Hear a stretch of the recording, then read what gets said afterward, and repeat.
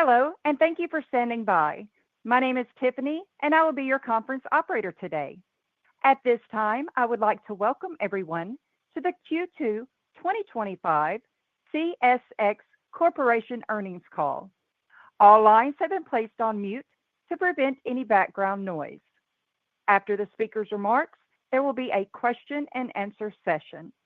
If you would like to ask a question during that time, simply press star, then the number one on your telephone keypad.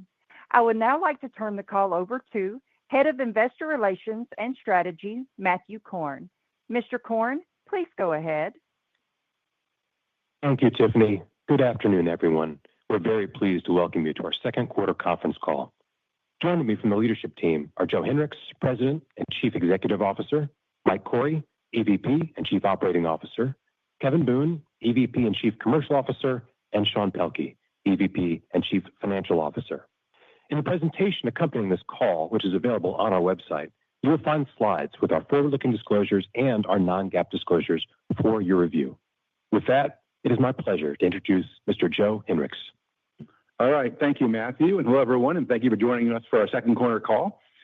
When we last spoke, we acknowledged the challenges we were facing on our network, and we made a commitment to act decisively to turn it around. What you'll see in the numbers and the momentum behind them is a result of deliberate and effective actions taken to return our network back to the efficient, well-run operation needed to provide superior service to our customers.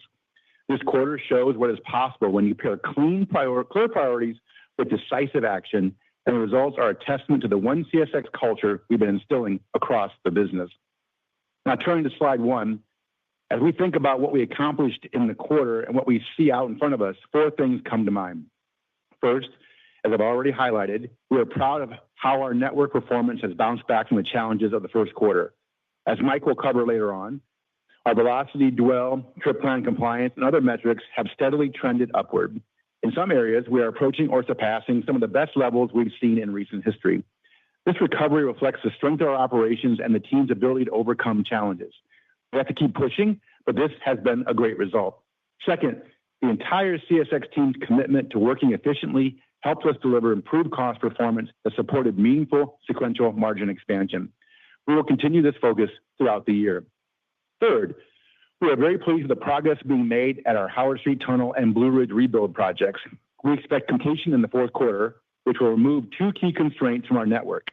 Finishing these two projects will open back up two of our four north-south routes, and as you know, we're excited about removing the last impediment to double-stack intermodal on the N95 corridor. Finally, as Kevin will discuss, we know that our customers are facing mixed markets, with activity holding strong in certain areas and slowing in others. That said, at CSX, we will continue to drive forward across all of our initiatives. We will not sit back and wait for the markets to turn. Now let's turn to slide two, where we feature some of the most important results from our second quarter. Total volume was flat compared to last year, and we saw a 4% sequential increase in the quarter, driven by merchandise and improvement in total coal shipments. Total revenue was $3.6 billion for the quarter, down 3% from the same period last year, largely due to lower coal and fuel prices. Quarter over quarter, total revenue improved 4%, in line with the increase in volume. Our reported operating margin, which includes our trucking business, declined by 320 basis points compared to the second quarter of 2024, but increased by 550 basis points sequentially, supported by the solid cost performance that accompanied our operational improvement. Earnings per share decreased by 10% year over year, but grew by 29% quarter over quarter. Now, after a difficult start to the year, I am proud of all that we have accomplished, but we also cannot let our foot off the gas. We are committed to maintaining this momentum. Now that our network has stabilized, we are positioned to pursue more opportunities to grow the business. To do that, we will run safer, faster, and more consistently. We will provide attractive, profitable solutions for our customers, even when economic conditions are uncertain. As we move forward, we will make sure that our execution remains effective and efficient. As an example, as part of our normal business review process, we recently reorganized management resources across several areas to improve alignment with the businesses and accelerate decision-making. These are positive steps toward our goal of sustainable, profitable growth.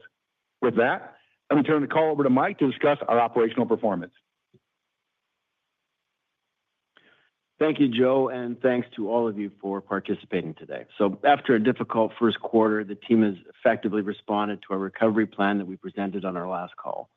While we still have many opportunities for improvement, I'm really proud of the work the team has accomplished so far and truly appreciate their efforts. So let's go over to the next slide.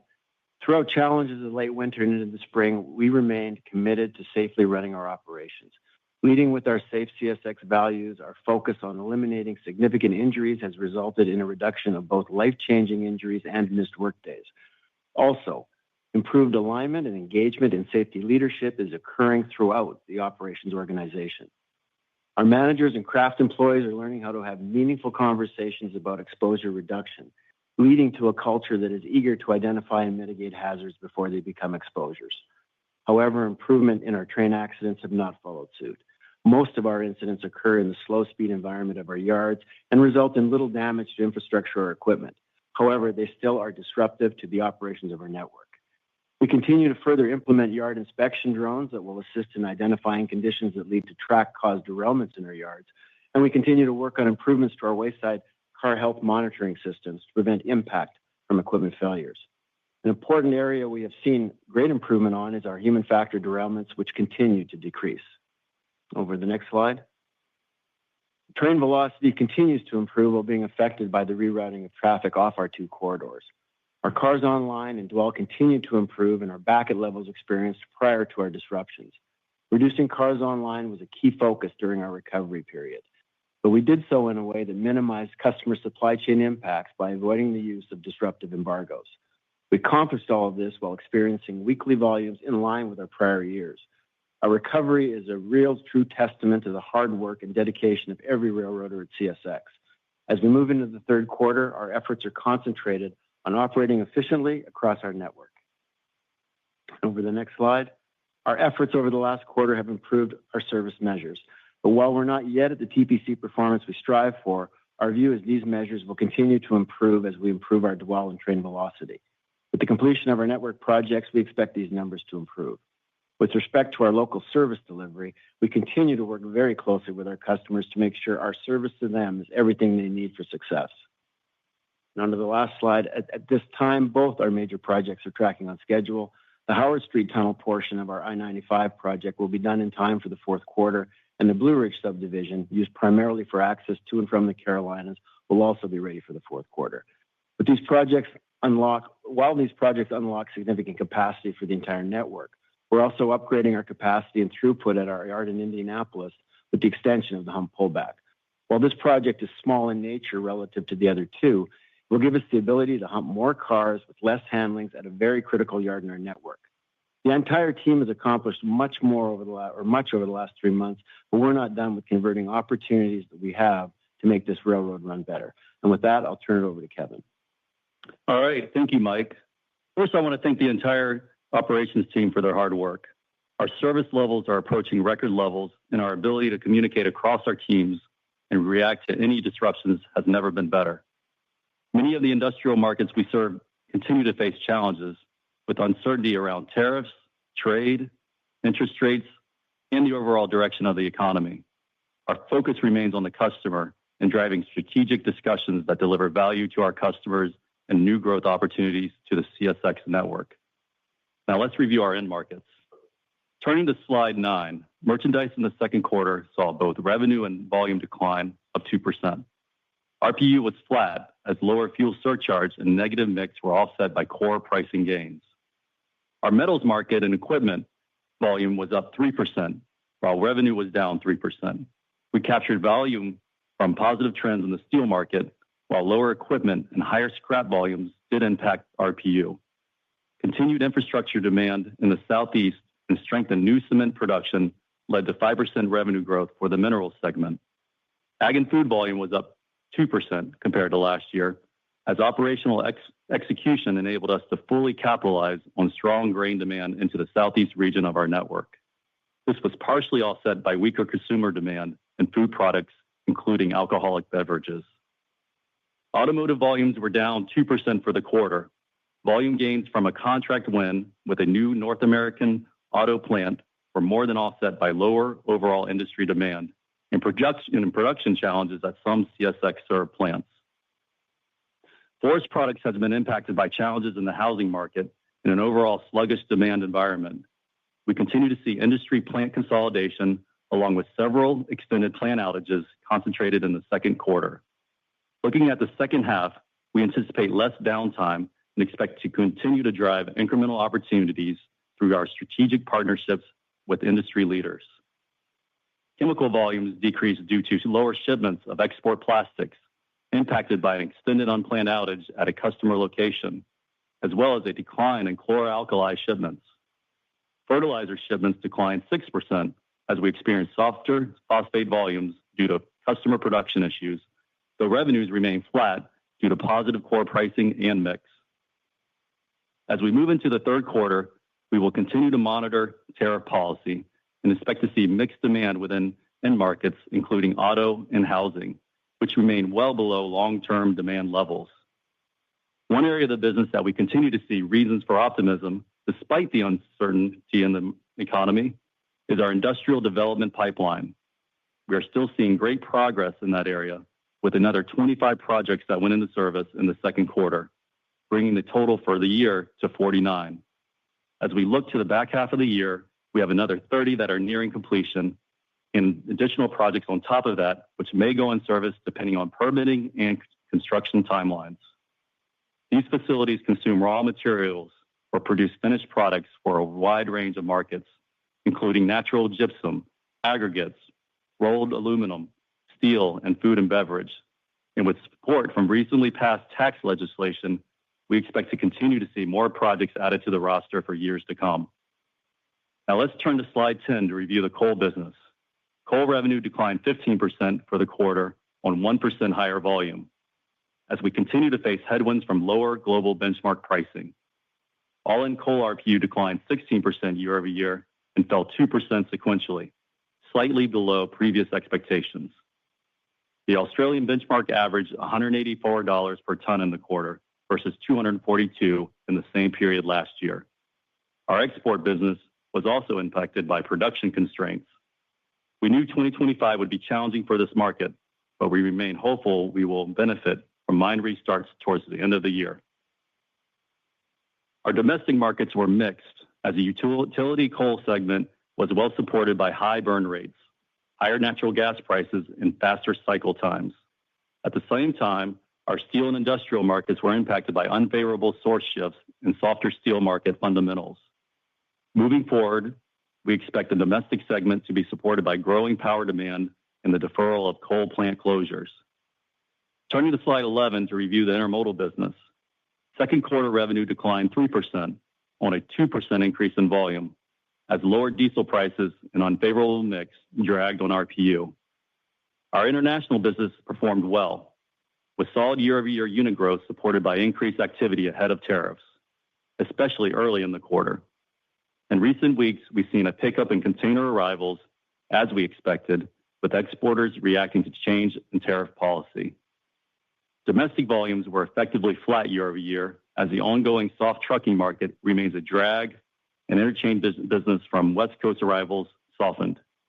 Looking ahead, we're excited with the momentum we're building and expect to drive several new opportunities, including truck conversions through the new Myrtlewood interchange. Overall, just as Joe described, we're facing mixed markets into the second half of the year, but are taking a proactive approach with our CSX specific initiatives.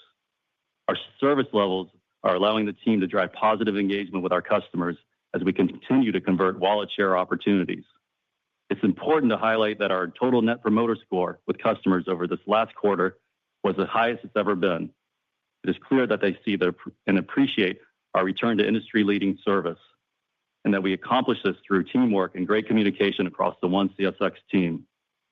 We are also excited about the reopening of the Howard Street Tunnel and Blue Ridge subdivision later this year that will improve on the positive service levels customers are experiencing today. We expect to achieve double-stack clearance through the Howard Street Tunnel in the second quarter of 2026, following the completion of bridge clearance work. This will open the CSX network to new markets and drive incremental growth opportunities. Now with that, let me turn it over to Sean to discuss financials. Thank you, Kevin, and good afternoon. Looking at second quarter results, revenue fell by 3% on flat volume, as weaker export coal benchmark pricing, lower fuel recovery, and unfavorable mix all contributed to lower yields. Expenses increased by 2%, and I'll discuss the details on the next slide. Interest and other expense was $9 million higher compared to the prior year, while income tax expense fell by $40 million on lower pre-tax earnings. As a result, earnings per share fell by 5 cents. Included in these numbers is Quality Carriers, which, as you know, has a continued margin drag on our results and has been impacted by a challenged trucking market. We are working closely with the team to drive improved results. I also want to touch on sequential performance against the first quarter.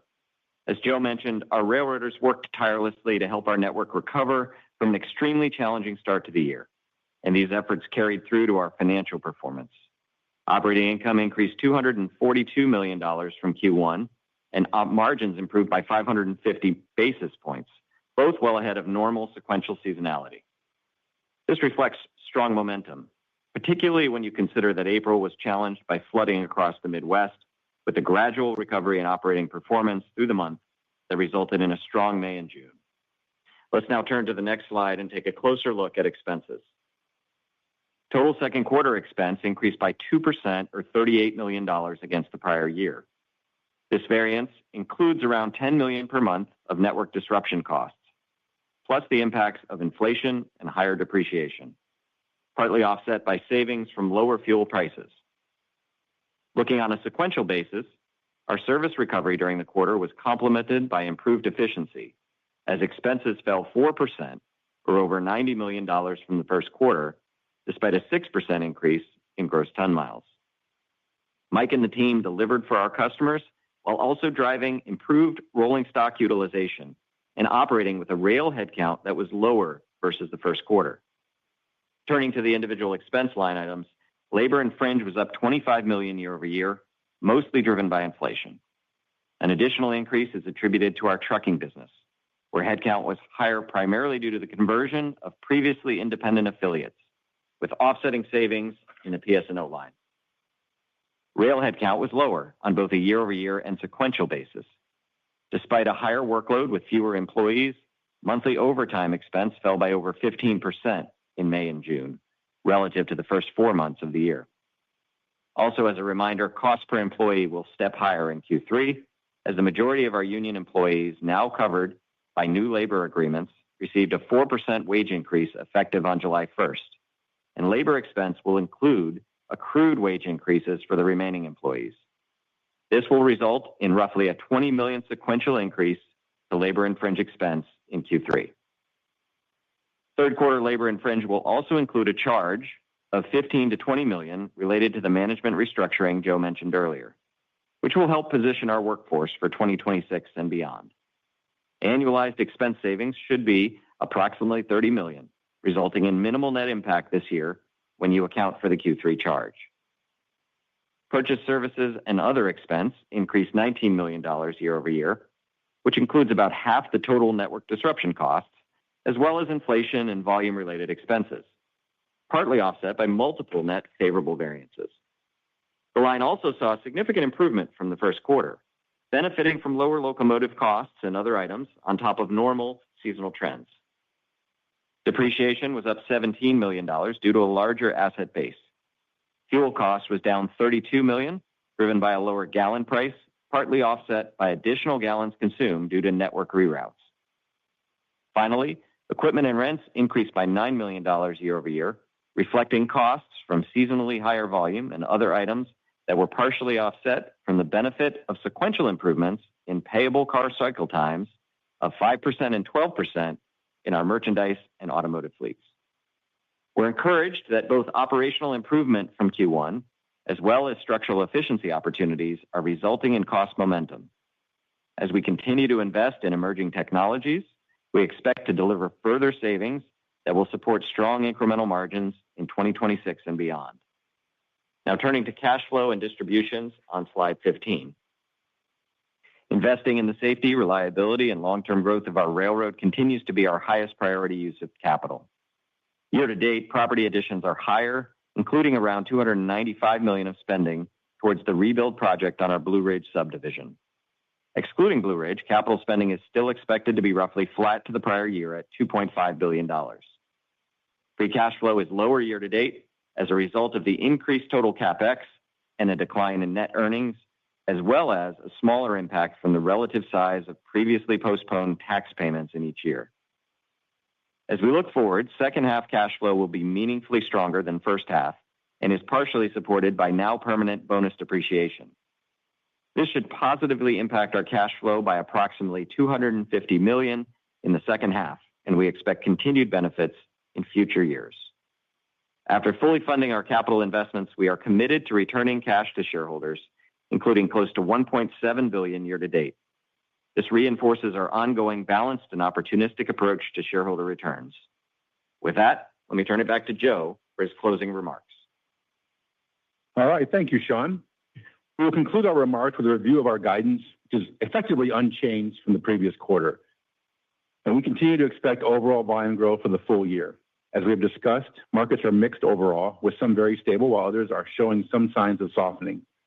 With our fluidity improved and incremental contributions expected from new projects and new service offerings, we feel very good about our momentum. Consistent with our past statements, there will be a smaller year-over-year impact from lower coal and fuel prices over the second half of the year, as export coal benchmarks and diesel moderate over the back half of 2024. Our intense focus on efficiency, including labor productivity, will continue through the rest of the year.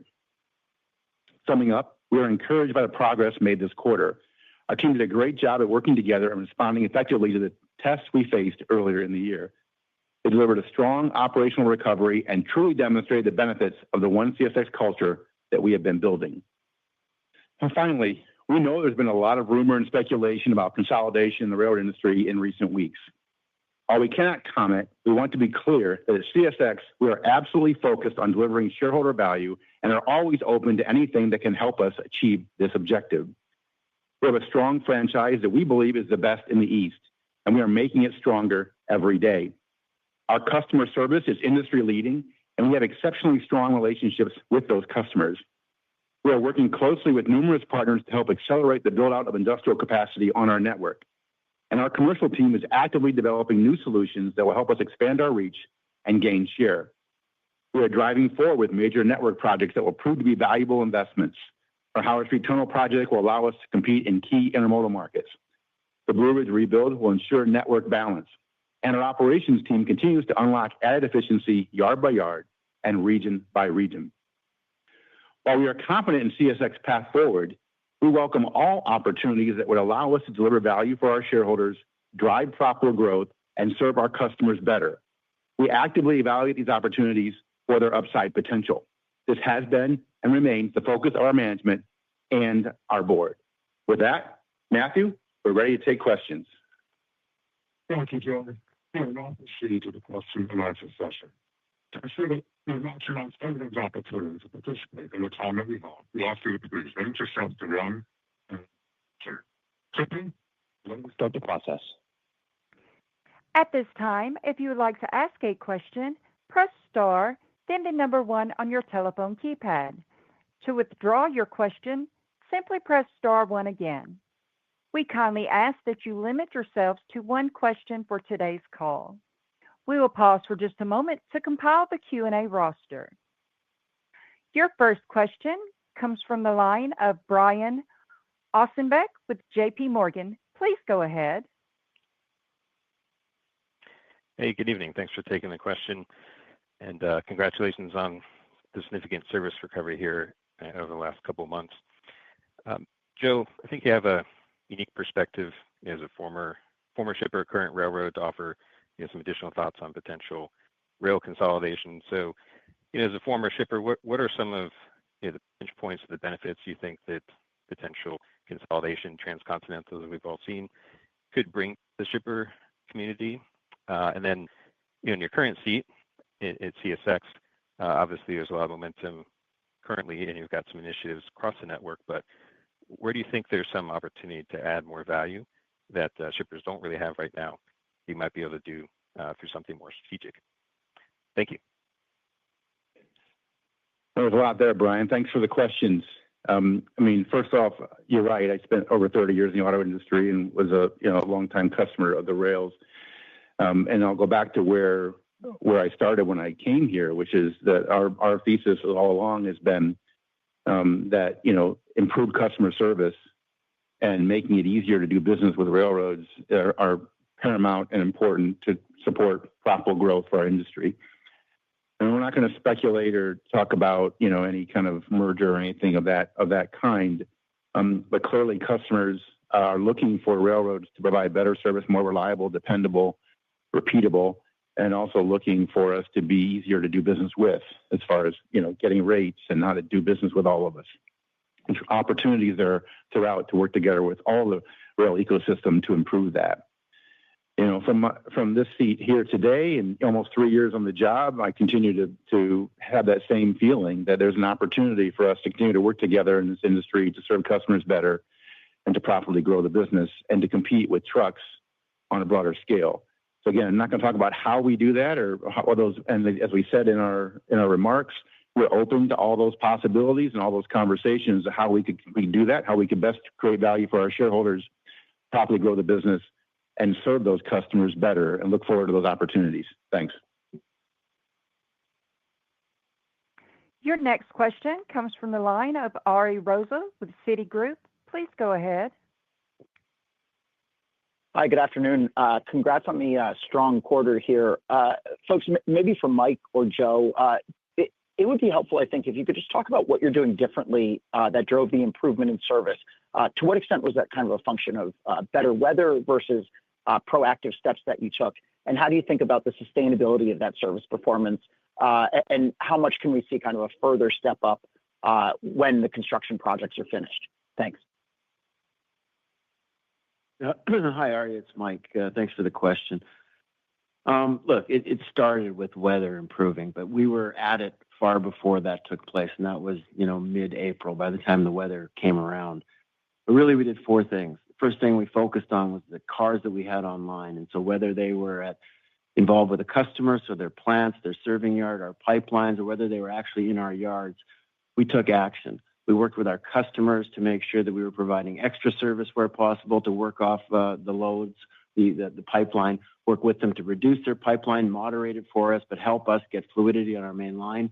And then in our yards, we did everything from senior coverage around the clock to senior coverage in our war room, making sure we're going through every standard. We're following up on every area of opportunity to minimize the misses because we knew we were over capacity. Along with that, we added some locomotives selectively. We made sure our bulk network was looked after, so the coal and the grain without going into our merchandise network. That allowed our yards to stay fluid because of regular power flow. And then we did other things like create capacity on line and road, shifting our engineering work gangs out. So again, we had that ability to run. You remember we're compressing anywhere from 17 to 20, 22 trains that were traveling on other tracks onto other tracks. We lost that capacity. So really, that's what we did. But Ari, that's kind of what we do. We got set back pretty bad from the weather, and then compounded it with the shutdowns, especially the Howard Street. But this remains the way we operate today. It's how we operated before, but really with more focus on the connectivity between the field, the network, the seniors, the people in the field, giving them information. That we have that war room set up still. So I see from going forward with the 2 outages coming back to us, just improved metrics all around. The ability not only to grow, but to make sure that our customers benefit from the service we're providing, and Kevin and the team can get out there and get more business. We're creating capacity, and I see more of that coming once we get the closures over with. Your next question comes from Brandon Oglenski with Barclays. Please go ahead. Hey, good afternoon. This is Eric Morgan. I'm for Brandon. Thanks for taking my question. I wanted to ask on the guidance, you're still calling for volume improvement for the year. I think that maybe implies a little bit of acceleration in the business from 2Q levels. Is that, I think you called out some unexpected outages in 2Q. So is this kind of some of those items coming back online, or are you starting to see any momentum kind of across the business lines? And just relatedly, if you do see volumes improve sequentially, as I believe the guidance implies for 3Q, do you think you'll be able to improve operating margin as well? Thank you. Let me handle that first part of that, and I'll hand it over to Sean on the margin side of it. Look, I think it was an unusual quarter for us broadly across the second quarter. We had a number of outages, quite frankly, across several different business units. I can think of, on the metal side, we experienced some of that impact. On the fertilizer side, we're looking at a market today that has pretty good fundamentals from a demand perspective, and we're really hopeful that we'll see improvement from some of our core customers there that have experienced some production issues in those areas, and we expect that to kind of start to impact us in the third quarter into the fourth. Forest products, that's another example where we saw an unusually high amount of just unplanned outages that we see improving as we move into the third and fourth quarter, particularly on the paper side, paper mill side, in that area. And then on the chemical side, similarly, it seems like a lot of these instances, we saw a large customer on that end that had some production issues that we see hopefully improving as we get in the third and fourth quarter, and we already see the start of that happening. So yes, I think the short answer is yes, some of it's driven by some of those factors I just mentioned. And then the other factor is we did see some of these markets start to experience some demand headwinds in the back half of last year. And so we'll start to lap those. So maybe a little bit easier comparisons for some of these markets there, and then some expectation along with some of the things that the team's doing to drive some conversions. And we, despite a very, very weak truck market, we're still seeing conversions, and it's credit to the team to really go out there and find those. And so those will impact us as well. Yeah, just to add on in terms of the margins, this is Sean. Obviously the volume helps, and anytime we're able to grow volumes and, keep cost discipline, keep the resources the same or lower, that's going to help from an incremental margin perspective. That said, normal seasonality, Q2 to Q3, Q2 is typically kind of the peak for both operating income and operating margin.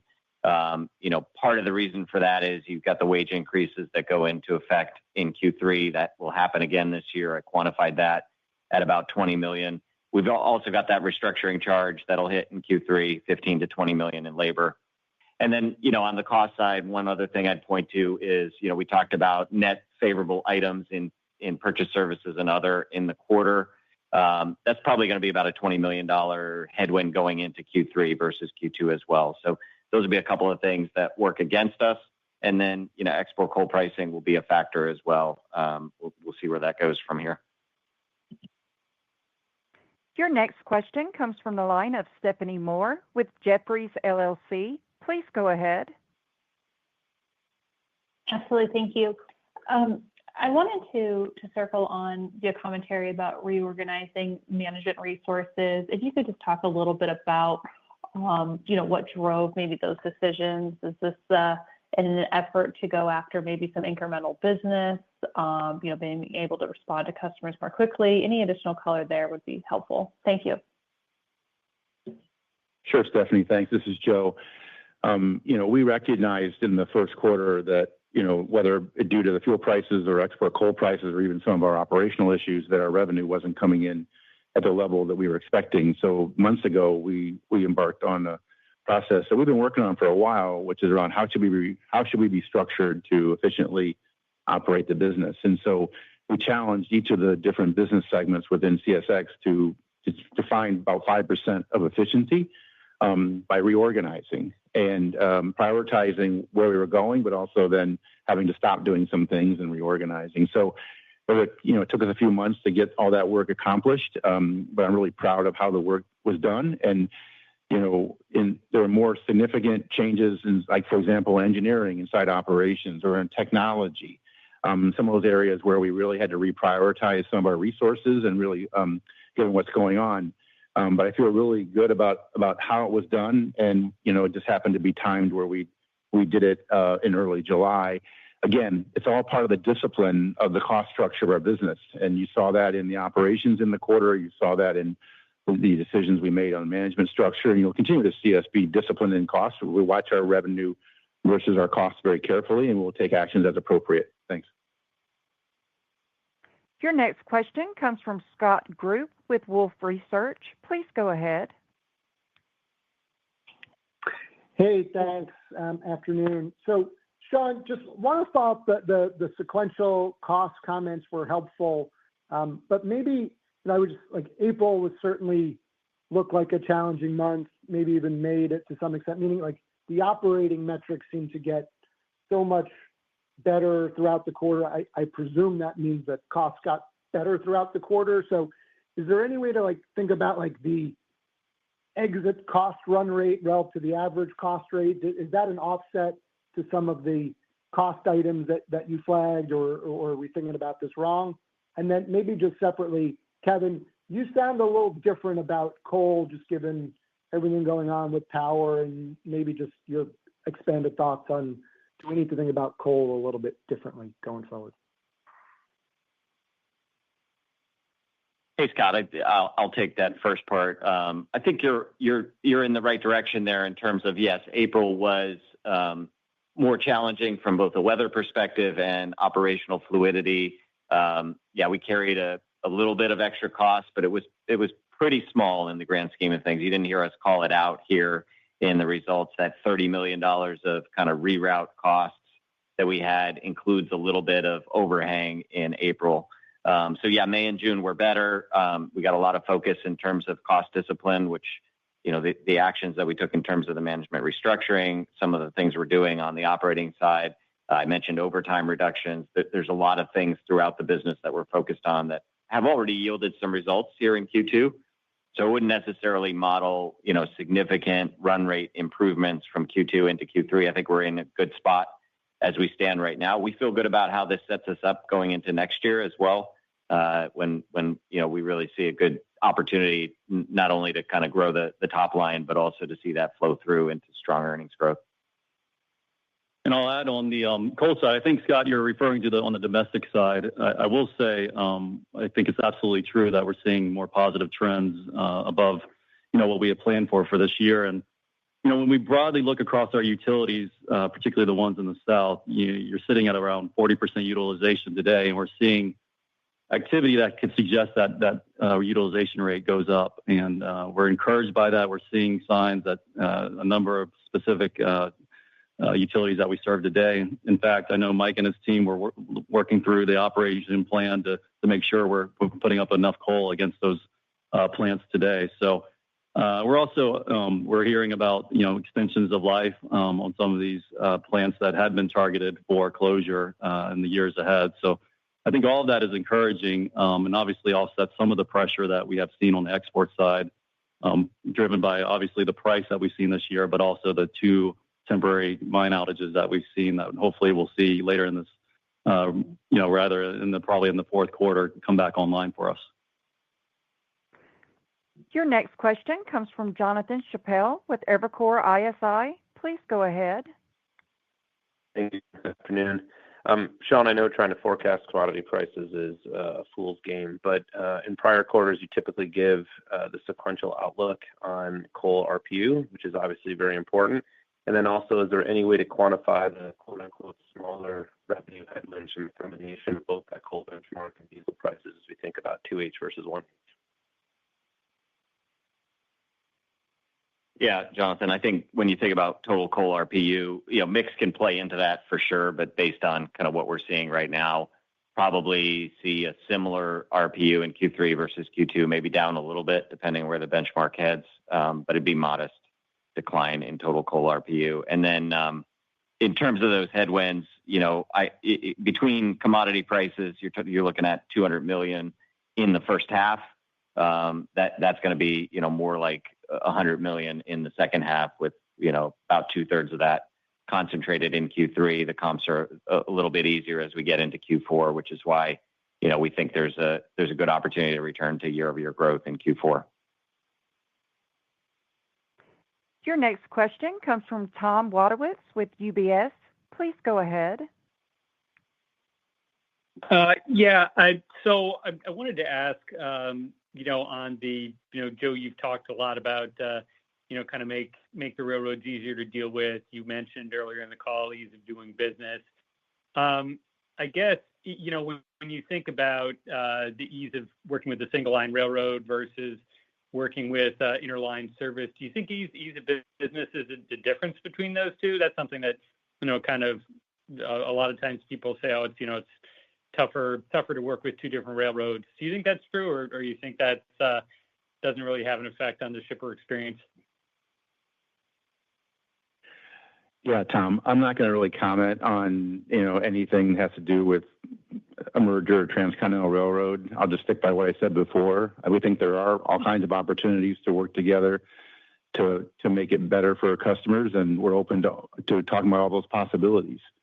Again, we're focused on creating value for our shareholders and looking for ways to profitably grow, and we think that better customer service helps you do that.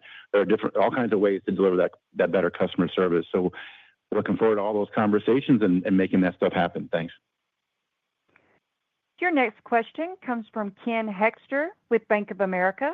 Please go ahead. Hey, great. Good afternoon. Certainly a lot going on, Joe. Appreciate those thoughts and insights. Maybe, Kevin, the thought on the state of the consumer. We heard a lot about air pocket of volumes that stalled intermodal, and then it wasn't really as big or quick of a snapback. Looks like your volumes are trending up 2% overall for the quarter to date. Sounds like you're targeting a little faster. Maybe just dig into that. How's the consumer doing? And then the Howard Street Tunnel, it sounded like 2Q26 is when you expect that to open. Is that a delay from year end? It sounded like the project will be done in 4Q, but you expect volumes in 2Q. Just trying to understand the timing of when we'd see intermodal ramp on that. Thanks. Yeah, that's a good question on the Howard Street. We will be able to run trains through the Howard Street Tunnel in the fourth quarter. When we will get double stack capability, there's two bridges that remain that we'll have to have clearance on to introduce the new double stack capability. So we'll basically be able to go back to status quo before, and then we'll have the new capability on the intermodal side into next year. And that's what we'll focus on, introducing new service. State of the consumer is a real loaded question, and I think we're all trying to figure out where that is. The reality is two very important end markets for us are autos and housing, and I think we all appreciate where those markets are today. Our hope is, coming into the year, that those would be more helpful than they have been to our business trends, and they touch a lot of the markets that we serve. And despite that, to your point, I think we've held up relatively well. At some point, we'll have the wind at our back with those markets. A lot of talk on interest rates and those things, and obviously lower interest rates are extremely impactful for those two markets. So, the intermodal has been volatile with the tariffs, and so that's a watch item for us. What does peak season look like? And we'll defer to our trucking partners on that side to make that call. But we're encouraged. We're encouraged because we're doing a lot of things to convert business and find new opportunities for us, and not waiting around for the markets to turn. We're trying to be proactive. We are being proactive and finding those opportunities and wallet share opportunities for us. Your next question comes from Ravi Shanker with Morgan Stanley. Please go ahead. Great, thanks. Just a couple of housekeeping here. Can you just talk about kind of other revenue run rate and kind of what that could trend like in the next couple of quarters? And also, kind of thanks for the 2Q to 3Q walk, but just to wrap that in a bow, was there anything in 2Q that surprised the upside kind of towards the end of the quarter? I'm not just talking about service, but kind of based on some of your intra-quarter commentary, it looks like the OR performance was much better than expected. So kind of any kind of lumpy items that we need to keep in mind kind of going from that 2Q to 3Q. Thank you.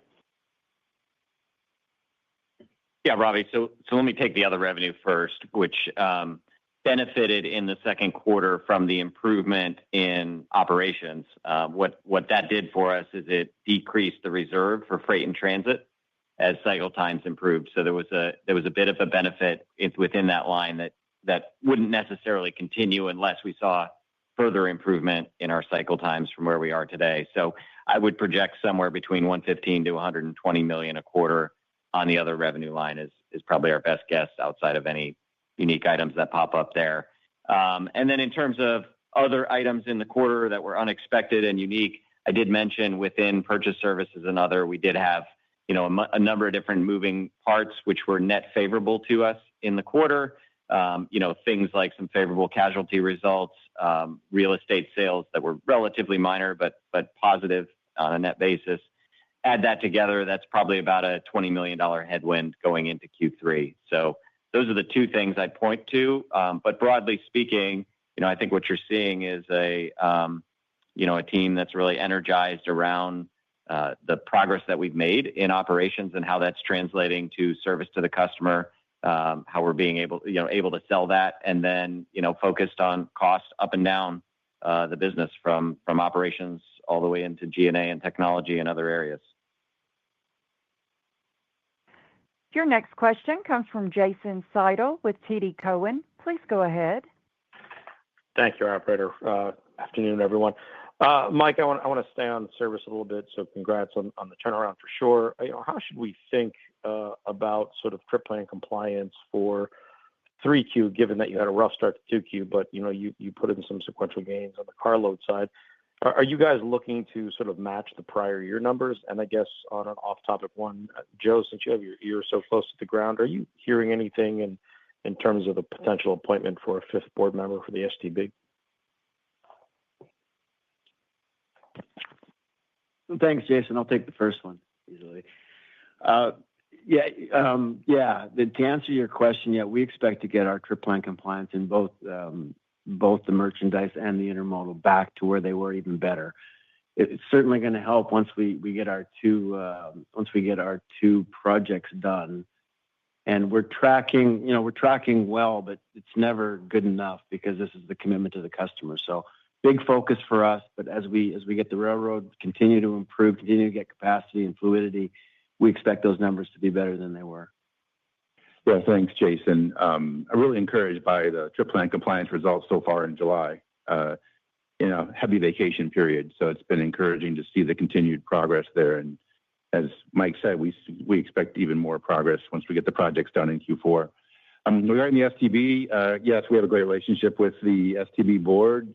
In fact, one of the things that was really exciting to hear from the STB was that during the first quarter, when we had some of our challenges, they did not hear from one customer about CSX. In fact, they had customers call them and complimenting CSX on how we were handling. They had no complaints, which is a testament to how the team worked together to take care of our customers, even though we weren't performing the levels we expect. We're not going to comment and speculate on the fifth board member. That's for someone else to talk about, but we're looking forward to continuing to work forward to create value for our shareholders. Thanks. Your next question comes from Chris Wetherbee with Wells Fargo. Please go ahead. Hey, Kevin, I think you talked a little bit about this before, but maybe you could dig a bit into the sort of outlook on the volume side. What you think in the second half is sort of where the opportunities for growth for you to get to that full year back to positive. It sounds like there's a couple of moving parts there. Obviously, the consumer is tough to call, but what's your take as you think about peak season? Yeah, I kind of touched on it before. We did see some of these markets start to take a downtick in the third and fourth quarters of last year. So there is an element of a bit of easier comps in some of these markets. And I touched on some of the outages. We had a unusual second quarter, and the activity levels that we saw, focused in forest products and focused in chemicals, but we do see opportunities in the markets like the fertilizer with good demand fundamentals for production to pick up, which would be a very good thing for our business and volumes and for our customers. So those are the markets I look to. I highlighted a chemical customer in particular that we expect better volumes out of in the second half of the year. I do think fundamentally having clarity around the tariffs. We got the announcement on Japan. Obviously, Europe is the next important one. That impacts our export plastics.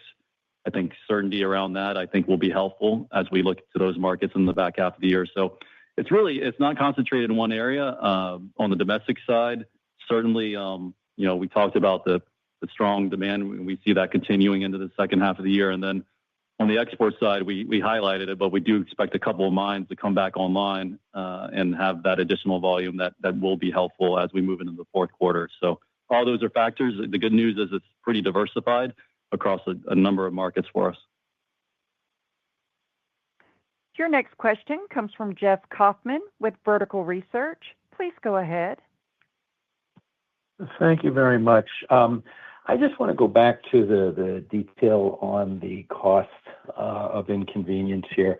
You'd mentioned $10 million a quarter, but does that capture everything? The reroute miles, the lost revenue, the extra crews, the extra time, et cetera. I'm just trying to get a profile of what costs will melt away in 4Q, what costs will melt away next year, what costs, if any, may melt away in 3Q.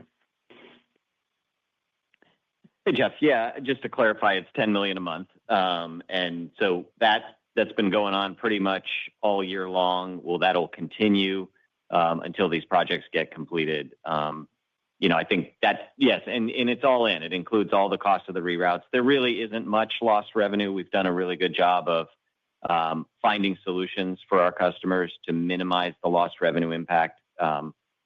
Earlier in the year, in first quarter, in addition to those reroute costs, we had weather and congestion costs that were probably $20 to $25 million on top of that. So when you think all in, $120 to $125 million of impacts that go away as we turn the page to 2026. Not to mention the fact that, we should see a benefit to the network and overall fluidity as we open those projects up. And as Kevin talked about, the Howard Street's got benefits that come along with it. We will get operational benefits from day one when we start double stacking next year, and then we'll be able to sell into that capacity that we've created as well. So a lot to be excited about in 2026 and beyond. Your next question comes from Walter Spracklin with RBC Capital. Please go ahead. Yeah, thanks very much. And that actually dovetails very nicely into my question. When I go back to your Investor Day targets of, say, roughly 10%, looking how you're trending this year, perhaps down in the negative 5 to 10% range, can we go back to your Investor Day guidance and use that as a guidepost now for how we look at 2026 as we sharpen our pencil on your earnings growth for next year? Taking it into perhaps from a 2-year perspective to iron out some of the one-time or discrete items you had this year, would it be out of the realm of possibility to say next year should be up mid-teen when we look at your earnings growth for next year? Hey, Walter, appreciate the question. I assume when you say 10%, you're talking about EPS, and our guidance there is high single digit to low double digits. So that's certainly within the range. And we would need, strong growth in 26 and a good year in 27 to get there with some of the challenges that we faced this year. So we recognize that. It's probably too early to project exactly where we're going to come out next year. But I just walked through it with Jeff's question, kind of going through some of the things that go away, the opportunities that we have kind of right off the bat, which is going to get us to low to mid single digit, operating income growth and EPS growth without doing anything, without lifting a finger. We've got the industrial development pipeline that Kevin talked about, 50-ish projects in place already, another 30 coming on in the second half, hundreds of projects that are out there over the next couple of years that'll come to fruition. So when you think about some relatively easy comps from earlier in this year, some of those headwinds that go away, I think it sets up for a year that's in 2026 that should be double digits. I'm not gonna go further than that yet until we get a better view on the economy and how things are shaping up there. But we'll certainly update you as we get a little bit closer. Your next question comes from Richa Harnayan with Deutsche Bank. Please go ahead. Yeah, thanks everyone. So just on the prospects for better pricing, I know a lot of the pricing got eaten up by mix and fuel this past quarter. But as we think about the service improvement that you've garnered some momentum around into the back half of the year, could we expect some positive results on net pricing? Thanks. I can assure you it's something we're highly focused on. When you have a great service product and you're adding value to the customer, something I think it's an easier conversation to have. It's something that's important, obviously, for us to cover our costs. But we got to continue to deliver value to the customer. And can we turn their assets? Can we save them costs in other areas that really pay for that and they see value in that? So I'm hopeful that this truck market has bottomed. That's certainly a factor. I think that'll play into this and certainly accelerate some of those conversations. There are opportunities, quite frankly, right now where the truck is hyper competitive. We were just with a customer last week that they noted they've seen 3 straight years of their trucking rates going down. They realize that's not sustainable. So that will be a factor, I think, as we get into the back half of this year. Hopefully, we'll see a little bit of momentum there, and then we'll carry that into next year. Your next question comes from David Vernon with Sanford Bernstein. Please go ahead. Hey, good afternoon, guys. Thanks for taking the question. So as you can imagine, we're getting a lot of questions on sort of freight flow information. I just wanted to see if I could get your help, Kevin, understanding kind of what percentage of your revenue today originates west of the Mississippi, or west of St. Louis. Thanks. I think what we said is, over half of our business touches another railroad. I don't think we'll go in more detail than that currently. We could certainly follow up, but I think we'll leave it at that. Your final question comes from Oliver Holmes with Rothschild & Company, Redburn. Please go ahead.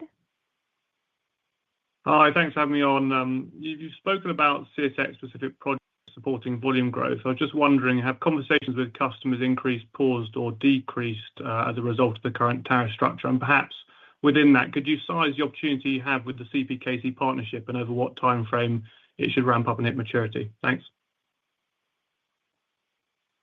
Yeah, I think, the taxes policy is pretty new off the presses. It's certainly not unhelpful. I think, and I noted this before, clearing the tariff uncertainty is, I think, going to hopefully unleash a lot of this investment that I think we have some existing pent-up demand. And, more importantly, confidence in completing some of these projects that we already have in our pipeline. I think that's a big opportunity for us.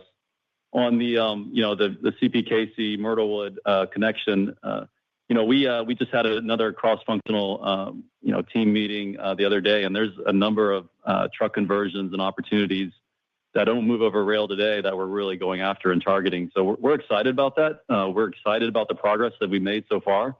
So we are seeing those conversions occur, and it's a long sales cycle. So we're encouraged that in the near term that we've really capitalized on some things, and we can continue to see it accelerate as we get in the back half of this year.